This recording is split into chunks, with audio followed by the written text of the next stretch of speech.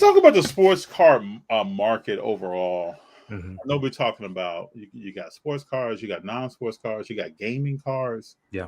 Kind of this some of the stuff that you're interested in, or you've done research on, or thought about. Where do you kind of see certain markets going, short term, long Short term, term? um, I don't know. I'm terrible at predicting the future. I kind of given up from trying to do that, It's rough, but right? It's it's rough. rough. And like I realize that everyone's always wrong too. So maybe it doesn't hurt to give my A lot of opinion times too. it's about who's less wrong. Who's less wrong? Yeah, yeah. You know the thing that's tough. Like I always circle back to it is I think one of the things we're gonna talk about was the boom that happened. Yeah, 10-year-olds with briefcases, Yeah. straight Oh, that's fire. heat. Yeah. Yeah, on the one of my friends, he's like 13 years old. I saw him. He's in the last video, but he pulled out like this $3,000 like Patrick Mahomes card, and I was like, man, at 13, I didn't have 3,000 of anything. I You know what I didn't mean? And some of these kids are crazy right now. But yeah, just to kind of touch on where I think the market's going to go, because I think a lot of people got in during the boom of 2021, right, or the summer of 2020. So summer 2020, that's the pandemic bubble when when in the Last Dance, when no one could do anything besides watch sports on TV, and then even when sports wasn't on, they were just and they couldn't gamble, they'd buy sports cars, so they got in on that. Or there was that big boom in like mid-February 2021 where everything just went middle finger chart up to the moon, right? So a lot of people are left holding. A lot of people got in before that, and all they knew was buying a card for $400, and then by the time it comes in the mail, it's worth $1,500. You know, sure. so that's all they know, and it's hard to see that how come that's not happening, or when will that come back? I don't think that's probably going to come back for maybe like another 30 years, honestly, on the next cycle, because things tend to happen in 30-year cycles. Like sports cards, from my understanding, happens in 30-year cycles. Like there was the 90s and like the 60s and now the 2020s. So probably like 2040, 2050, things are going to go crazy again, because that's just the nature of things. But I don't think we're going to see any crazy growth like that. I think we're just going to see a slow up and to the right in terms of like vintage cars and everything like that.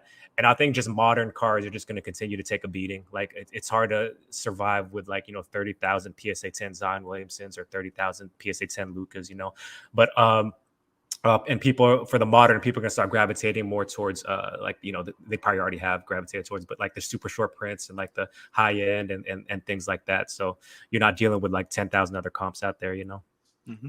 What's up, Mark? How are you? Yeah, Mark Ingles in the house. Good to have you here. I can I can see exactly what you're saying.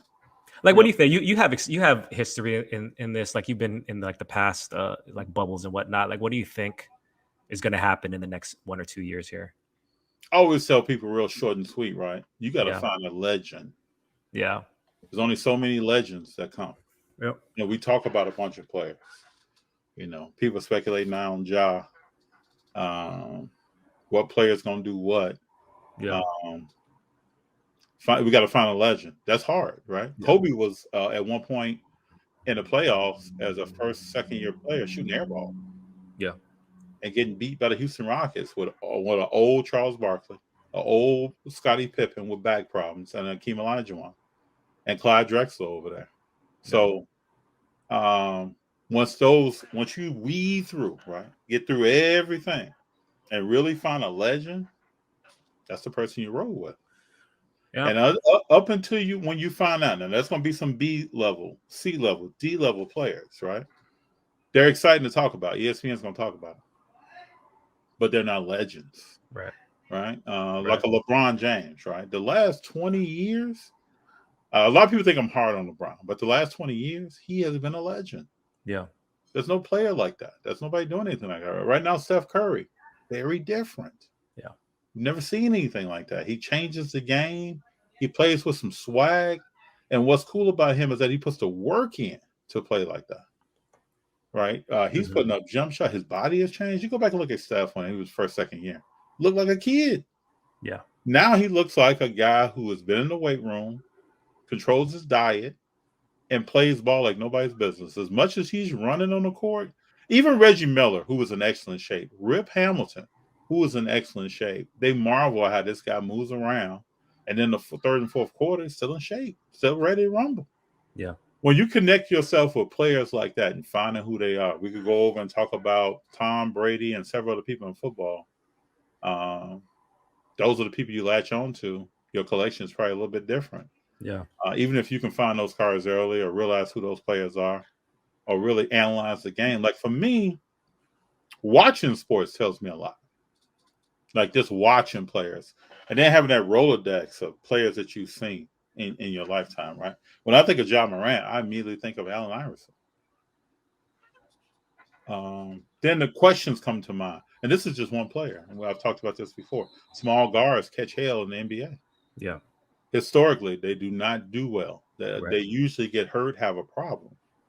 And like in our society and with sports and with ESPN, we like to see a guy like Ja jumping and dunking on people and bounding. But someone like me that's watched a lot of basketball, I was like, man, can that dude get a jump shot? Right. He Right. take all that wear and tear off his body. And then he can explode when he wants to. But I think every player, even Jordan Poole, is some stuff you see him do on the court. Like when this guy actually really matures, what is he going to do? So you'll see that player start a certain way. What's their maturation going to be? Can you predict that? Right. Those Yeah. are the things that make the hobby fun because we're all out searching, looking for that, right? And we grab a hold, like Luka, right? Luka's a great player, holds the ball a lot. Mhm. And I think that when they came into the series against Golden State, I just said, I'm gonna see how him holding the ball and Curry and them popping and moving and popping and shooting shots and back down the court. How's that match up? Yeah. I think Luka's got to learn over time that he's probably got to come in a little bit better shape. Yeah. And he's got to get that ball out of his hand and he got to shoot the ball. Yeah. But those are the things you learn over time, you know? Mhm. But watching the maturation is fun too. Yeah.